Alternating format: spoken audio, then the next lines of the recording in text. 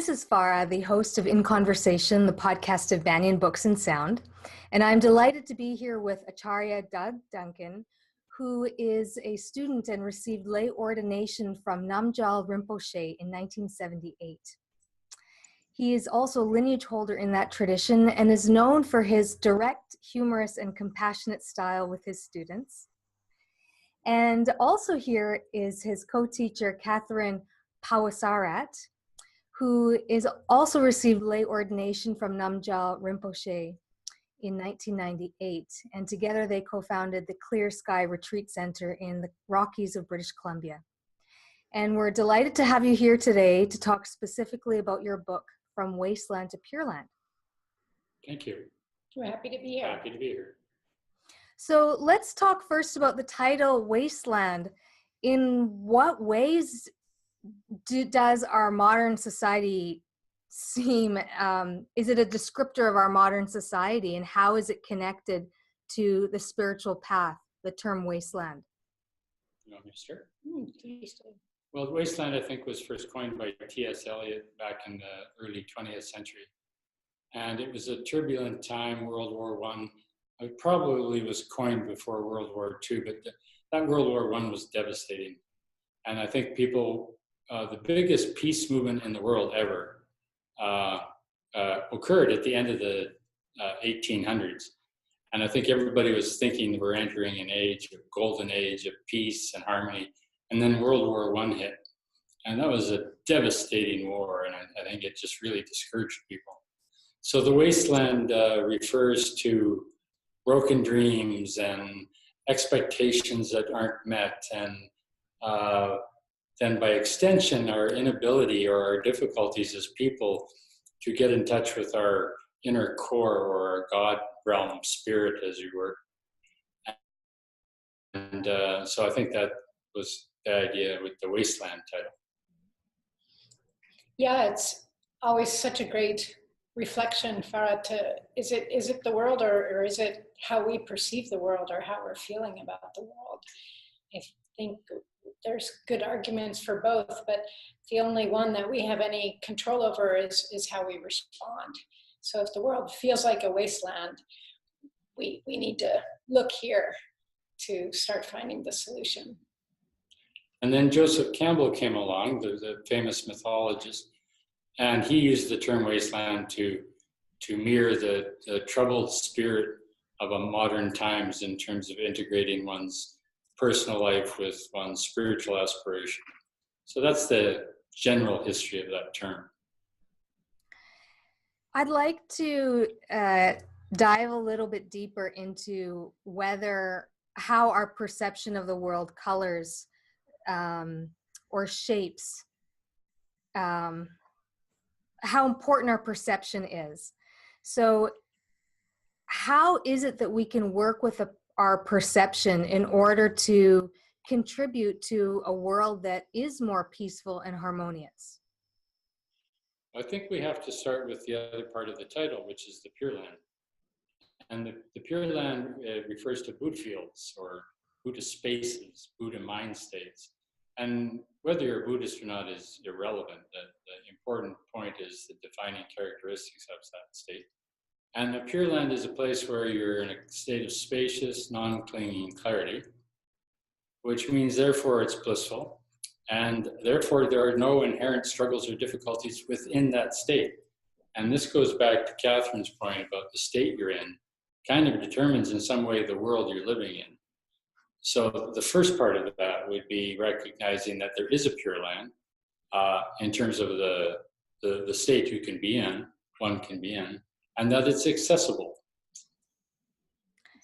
Yes, to say the same thing in other words, we've all had the experience when we're having a good day. When we feel good, everything goes our way. And when we feel crummy, everything just seems to get worse. Crummy thing piles on top of crummy thing. So this is basically a strategy. If we learn how to develop and establish and maintain a healthy, positive, loving state in the world, then good things naturally follow. We're sharing good things. We're attracting good things. We're certainly not denying that there are challenges in the world, but we're using the power of that positive state to help transform those challenges into something better. Now, the core issue. This is basically the spiritual life in a nutshell. Yeah. And the core issue is really separation or aloneness or loneliness in the end. So we start out as in a unified field with the mother, our mother, and around 2 years of age, we start to develop an ego, which means we're now separate. So this idea of separation means the ego is on its own. The ego is on its own. We're alone. And all our troubles stem from there, how we cope with this aloneness. So the ego finds strategies and methods and ways to try to inure or protect or find safety or security in it, the fact that it's alone, and it fundamentally can't do it. It's not possible.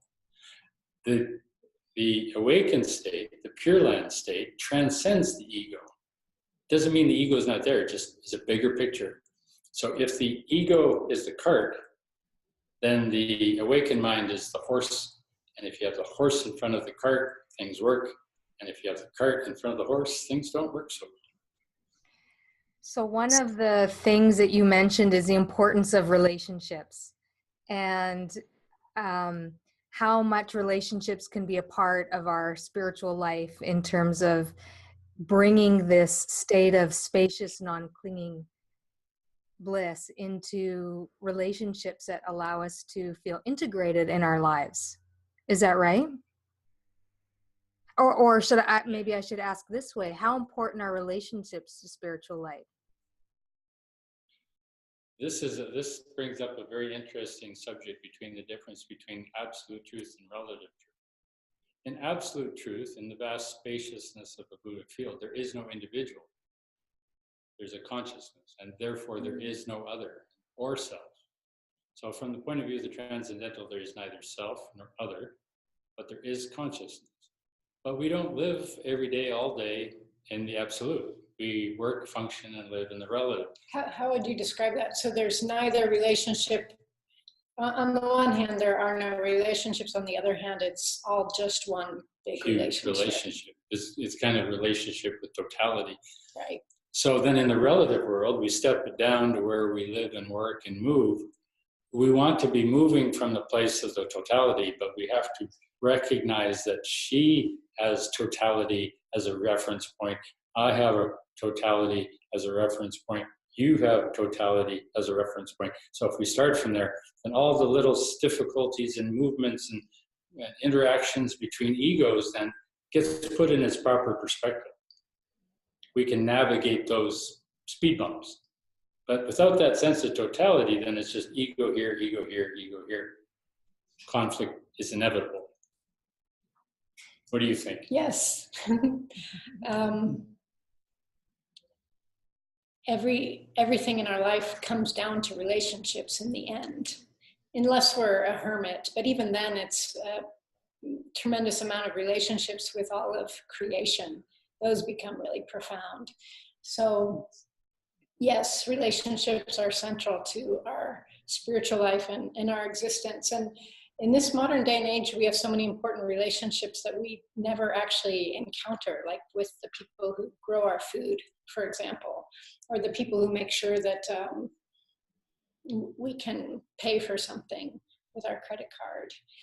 And for the spiritual life, we want to do whatever we can to ensure that our relationships are supporting our practice and that we're supporting the practice and unfoldment of people in our lives. So as Doug Sensei was saying before, that's one of the ways that we try to keep the horse in front of the cart, is to choose our relationships wisely and to cultivate relationships that also prioritize spiritual practice, however that person defines that. It takes many guises.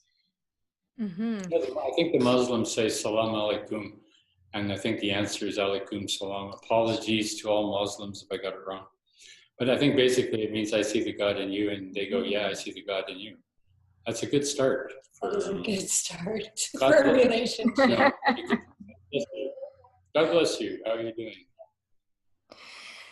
So you mentioned spiritual practice, that in whatever shape or form that is. What are some of the spiritual practices that you found really helpful in your own path and that you describe in the book that people might be interested in hearing about today? Gosh. Well, Where to start? where to start? We find that there's really no substitute for meditation. We find what we call the inner verse is as vast as the outer verse, the universe, and verse. equally worthy of exploration. And it's a joyful exploration. And it's hard to carve out that time and space for that meditation. So there are other practices that we can do, fortunately. For us, the path of karma yoga, which is sometimes called the path of service or the path of active meditation, that has been a terrific vehicle for us. And because we have a retreat center, that's an optimal framework for that practice. Another practice that we love is what we call the challenges, where we're undertaking in a semi-formal way to push our growth envelope. And that helps us develop courage and a joyful sense of exploration and a sense of resilience in the face of life's challenges. Those challenges are very effective because they can be fun. So we talk about a weekly challenge. That would be like not having coffee one day, or wearing a dress if you never wear a dress one day, male or female.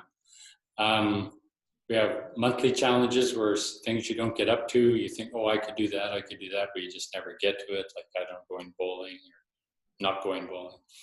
And then the yearly challenge is something that's impossible, like something really difficult and really scary, with the codicil that it isn't dangerous, it isn't damaging to person or property.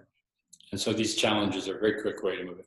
A few of those have been somebody who is physically timid learned to scuba dive, jump out of a plane with a parachute, of course. Mm-hmm. We dress it in terms of what we call body, speech, and mind, which is a body, feelings, and consciousness. And so there's body exercises we do to loosen up the blocks in the body.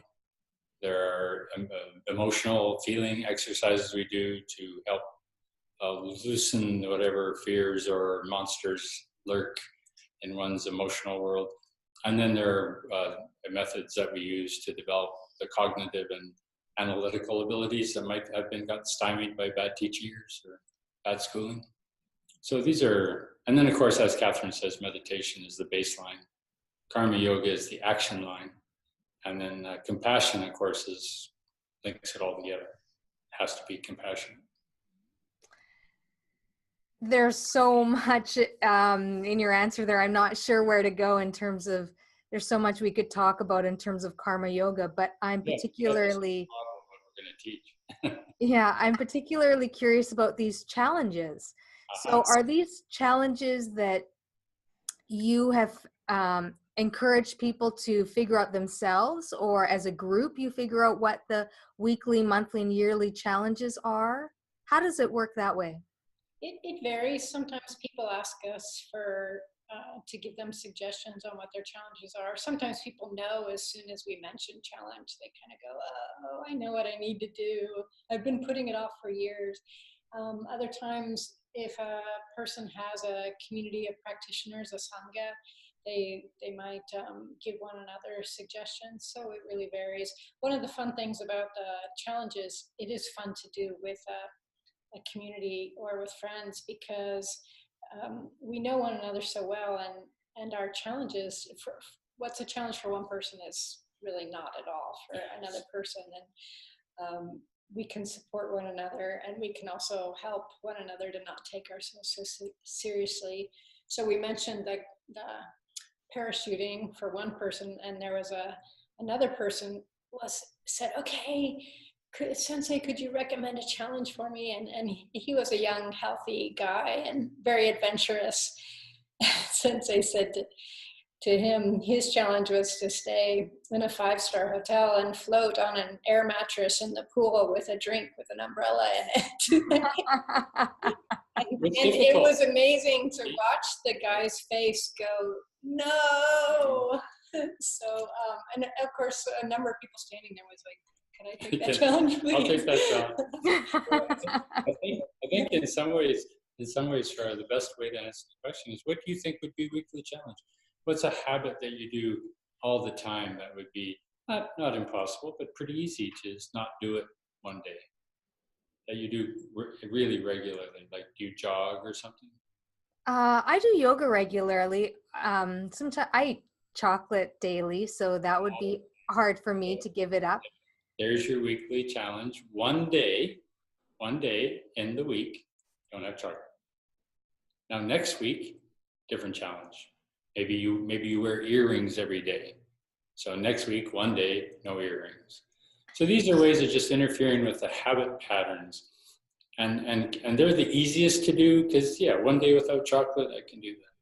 So we won't ask you about the yearly challenge. I'm not sure he understands the thing about chocolate. You're a woman, right? And we know that women, there's something in chocolate that women need. But I think one day you could survive. And then a monthly challenge would be something you know you could do, but you just never, ever get to. Anything in mind? Anything pops to mind?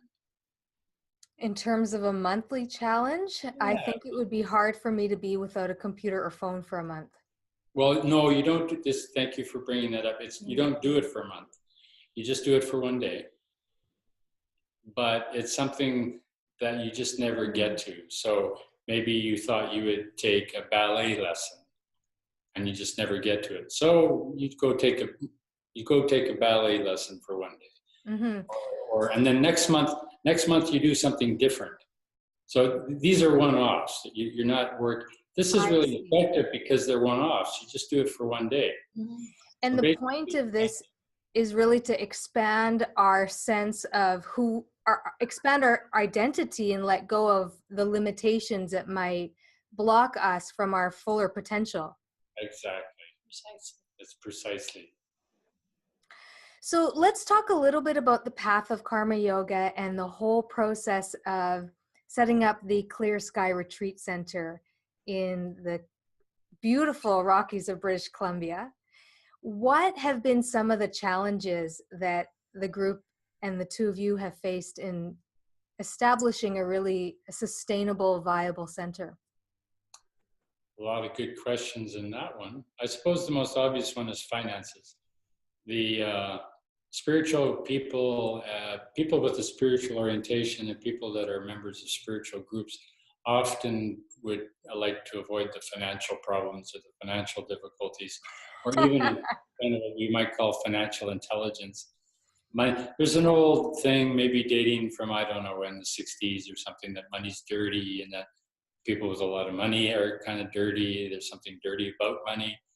And of course, that's not inherent in money itself. That's just how you use it or how you get it, perhaps. But the financial, for sure, is one. What's another one? Well, if I can just add to that, I think that for a lot of us spiritual practitioners, at some point we had to make a conscious choice that we wanted our lives to be about something besides, however we describe that, being the most successful at X or getting the best job or getting the biggest raise. So we had to make that choice in order to prioritize our spiritual practice. And as Doug Sensei indicated, sometimes we throw the baby out with the bathwater and lose a kind of financial maturity that's really necessary in the modern world. And so, as he said, that was one of our first big challenges, was when that dawned on us. We sort of thought we'd buy a retreat center and just meditate to our heart's content. And then we realized that we'd undertaken this large financial and business. Management responsibility that we weren't trained, that we didn't have any background in. So speaking of growing your sense of self, we had to become those people. And we had kind of, as Sensei was indicating, we kind of previously decided we don't want to be those people. And then we said, okay, we need to learn to want to be those people. Another challenge. It's been a great challenge for us and a great learning. Yeah. So just on that specific topic, what are some lessons that you can share about about that for so many practitioners who have that struggle because they do prioritize a spiritual life or they prioritize going on retreat. How can we have more balance in terms of prioritizing spiritual life and what you mentioned, financial intelligence or maturity? Should I go ahead? Sure. Well, I think one way to look at it is everything is a measurement. That's what we do all day long. We take measurements, whether it's what we're going to do with our day or how we're going to spend our weekend. There's a tacit measurement system in everything we do. And money is no different. Money is a measurement system, and it's a pretty good measurement system for value. Money tells us what we value. So do you need another $100 or do you need a day off? Do you need another $1,000 or do you need a vacation?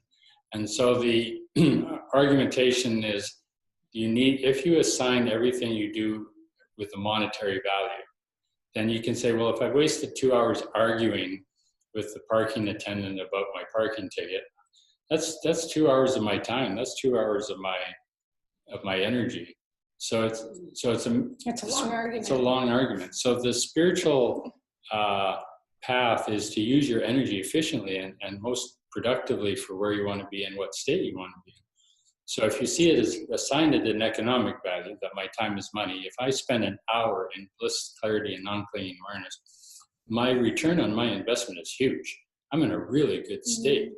But if I spend an hour talking about that person south of the border who runs the country, and I get into a negative state and I get all weirdo, then that's a drain. That's a huge drain on your energy system. So if you do it that way, then you go, okay, I got to balance my job, which provides me with real money, and I got to balance everything else in my life in terms of whether or not it's a good investment in my time and energy. Yeah, that's been a helpful way for us to frame it, for sure. I think also that many of us, well, we know that capitalism and consumerism have a lot of downsides, that they're not perfect, and I think a lot of us are looking for something better.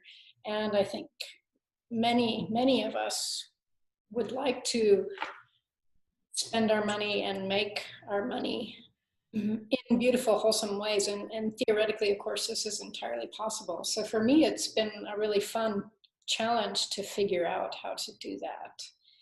So, and that shows up in every stage of the process of generating revenue or spending or investing our money. How can we do this in such a way that it actually feels good to the parties involved? So that may be how we write our website content is a big one. The interface on Eventbrite, how do we, we can say pay here, or we can turn it into a kind of invitation. And there aren't a lot of roadmaps. There's a growing number thanks to social finance and things like sacred economics. And it's a great area of exploration. Certainly you guys are pioneers in that, in terms of finding wholesome ways to use money as a wholesome vehicle. I hope so. I would like not to be a pioneer. Yeah, really. The more the merrier, for sure. I would like to be just in the mainstream. Everybody kind of recognizing what is valuable. We invented a koan for this one. What measure measures the measures measure, which is a fancy way of saying everything we do is a measurement. And how we measure determines what and how we measure determines where our state is. So if you kind of go, okay, well, I have this moment. What measurement am I going to make? I'm going to choose what? Anger, ill will, resentment. I'm going to choose wealth or poverty. I'm going to choose joy or sadness. Then it becomes very clear. If you choose wealth, generosity, loving kindness, compassion, you choose it this time, you choose it the next time, you choose it the next time, what's going to happen to your life? People are going to want to be around you. Good things will happen. So you mentioned something that I'd like to take a detour on, and maybe we'll come back to some of the other challenges, and that is the distraction that the political realm can be in terms of social media, in terms of news, in terms of discussions with people.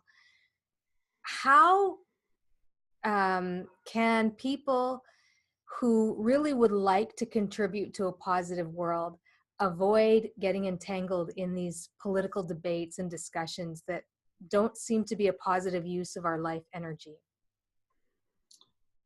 Well, that's a great question. Yeah, I find that personally very challenging because I am struggling to find a source of news that I don't find toxic. I'm still looking at that phenomenon that you're describing. I think, from my point of view, has really filtered the way that news is reported. Mm-hmm. And that makes it challenging to participate in the democratic process. Mm-hmm. And I think that's important. Right now, I'm trying to see, and currently that's not, for me, political. I look forward, though, when that's also part of the equation for spiritual practitioners. The ego, because we go back to the ego in a way, the ego is separate. It starts around, as we said, around 2 years of age. And it's because it's separate, it's totally focused around objects. So our attention is always going to the object and the outer object, because as very small children, our world is obsessed with the outer object, what's happening in our world, including the relationship between myself and mother. So often our attention goes to the outer, to the outer, the outer, thinking that if we fix the outer, we can fix the split in our own being of that sense of separation. And our argumentation is you have to flip. You have to heal the split of separation in your own being, and then that gives you the platform to affect change in the outer that reflects, as Catherine says, the change you want to see in the world, rather than getting caught in the argument against the negative. So this takes a fair bit of discipline and a fair bit of strong, willful intention to focus on that which unifies us, that which produces compassion, clarity, and not get caught up over and over again in the negative dialogues, because they're non-ending. So be the change you want to see in the world and let the world take care of itself a bit. So I think there's an old expression which is think globally and act locally. So I think that also applies to the ego, Think about the world and start with yourself. Think about the world and start with yourself. Mm-hmm. And 1 by 1, 2 by 2, 4 by 4, 8 by 8, 16 by 16. Yes, I recently read a quote, and it was, "Wisdom is not engaging in ignorance." Which for me is a great reminder of that phenomena of paying attention to healing that split, which I think is so fundamental. Yep, definitely. So let's get back on track. One more of the challenges that you overcame and have insights from in terms of setting up this center and finding a way for it to be sustainable and viable and Good contribute to a positive world. Good memory. Our other, I think Catherine might agree, our other big challenge that comes to my mind anyway is community. And we all like the idea of community, but really when you get right down to it, most of us aren't raised to live in one. What we call a community is a bunch of nuclear families living side by side who maybe get together for a block party or a picnic. But fundamentally, we live very kind of isolated lives, and especially now with the internet and with the added thing of labor mobility, where people are moving all over the place, jobs, your sense of community is challenged. And from our point of view, a community is something that you kind of live and work and share in basically all year long and all day long to some degrees. So we're not used to living in kind of that tribal hunter-gatherer kind of community anymore. We're kind of isolated by the fences of agricultural and industry and now commerce. So learning to live in community was a big issue because we don't get trained it in school. at least when I was in school, nobody trained you how to communicate or work with other people or relationships. That wasn't on the curriculum. Yeah, that was a big surprise to us for sure when we realized that we didn't actually have the skills to live and work and practice in community, and that we needed to, kind of learn them, but kind of invent them for ourselves as well. And then, of course, it's a retreat center, so people come to do retreats. And in that sense, for many people, the community is a visit, right, rather than residential. And for other people, it's residential.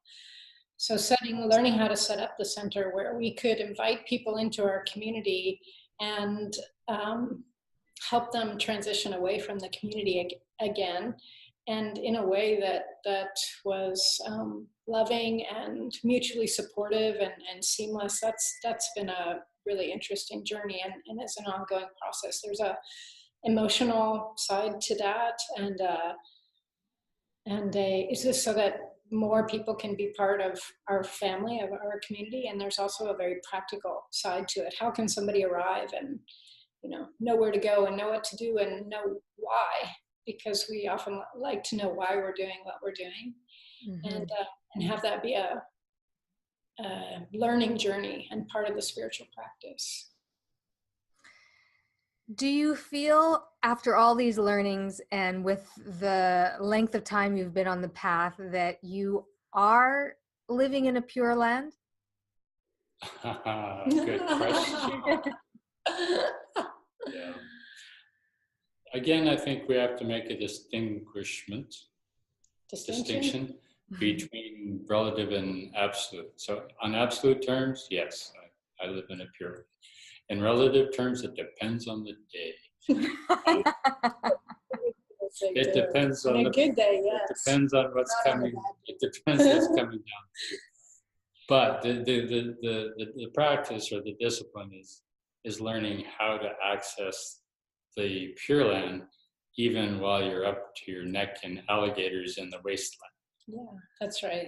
As somebody said once, it's hard to remember that your intention was to drain the swamp when you're up to your neck in alligators. But in fact, that's exactly what the spiritual life and the community life is training one to do.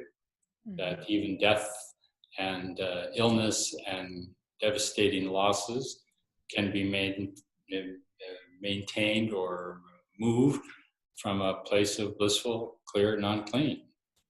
Doesn't mean it doesn't hurt. It just means you don't have to be subject to the hurt. Yeah, like Sensei saying, in the sense, that's really what the spiritual practice is all about. And being able to walk our talk and demonstrate our practice and demonstrate, certainly to ourselves, I need to know that this practice is working for myself to be able to continue to undertake this practice. And I also need to be able to demonstrate it to other people, because in this, people quite naturally ask, why should I meditate? Why should I undertake this practice? Why should I be at your center? And people aren't shy. They'll challenge us on, why we do things a particular way or what our values are. And that really challenges us to be able to answer all those questions in a way that's inspiring to other people. So it is a great exercise. It is a great exercise in really learning to walk our talk. This becomes even more relevant when we go back to your question from earlier, which is with such a focus on the negative and such a focus on the critical, people are conditioned or programmed by the news and life to kind of go to the negative or go to the critical over and over again. So takes real focus to keep the horse right where it belongs. Mm-hmm. But you can do it. It's doable. We can. So we started with mentioning the book. What is your highest aspiration? In Buddhism, there's a lot about aspiration. And what is your highest aspiration for how the book will be received and the impact that it'll have? Do you want to go first? Oh, no, I need to think about this one. Well, I hope it gets a lot of people arguing. and raising questions and debating and kind of, what do you mean by that? So if it raises question, and if it stirs debate and discussion and question, I think it's done what I would like it to do. Because of course, only by argument, debate, discussion, and Pureland do you find out what works and what doesn't. So I hope it's read. But our teaching has been quite a itinerant one. We have traveled a lot. Our teacher Namgyal Rinpoche traveled a lot, taught a lot while traveling, lived in several different countries, and partly because of that, we don't have a lot of centers. We don't have a large volume of our teachings written down. And for me, it's been great to create this book as a kind of milestone, co-create this book as a kind of milestone and a reference point. And I hope it's the first of several, and that it raises our own bar. Now we have to explore deeper. We have to explore further ourselves. And I hope these conversations that Doug Sensei is talking about spur us on to do that, because awakening is a moving target. We're always awakening more and can awaken still more. And that's a beautiful thing. I look forward to that. The ego likes answers, but the awakened mind likes better questions. I want to say to you what I've enjoyed the most about the book is the integration. Like, just recently, before reading this book, read a translation of the Yoga Sutras, and the translation of Samadhi was integration. And what I like about this book is the integration of spiritual life with the realities of modern life, which are so intertwined. And I felt it really keeps the essence of the pure teachings, and also finds a way to offer readers some of the dilemmas that modern spiritual practitioners face. Oh, yay. Great. Yay.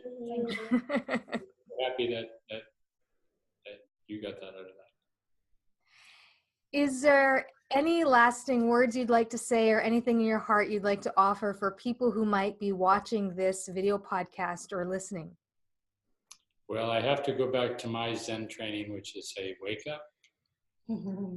Death comes quick, and everything that you hang on to and everything you hold is going to go, including you.